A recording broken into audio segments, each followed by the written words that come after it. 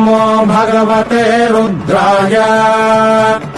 नमस्ते रुद्रमन्यव उतोत इषवे नमः नमस्ते अस्तु धन्वने बाहुभ्यामुत ते नमः यात इषुः शिवतमा शिवम् बभूव ते धनुः शिवा शरव्या यातवतया नो रुद्रमृडय याते रुद्र शिवा तनोरघोरा पापकाशिनी तया नस्तनुवासन्तमया गिरिशन्ताभिचाकशीः यामिषुङ्गिरिशन्तहस्तेऽभिभर्ष्यस्तवे शिवाङ्गिरित्रताम् कुरु माहि गुंसेः पुरुषम् जगत् शिवेन वचसा त्वा गिरिशाच्छावदामसि यथा नः सर्वमिज्जगत यक्ष्मगुम् सुमना असत् अभ्यवोचदधिवक्ता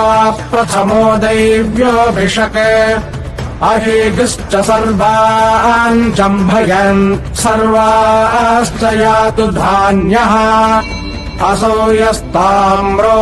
अरुण उत बभ्रुः सुमङ्गलः ये चेमागुम् रुद्रा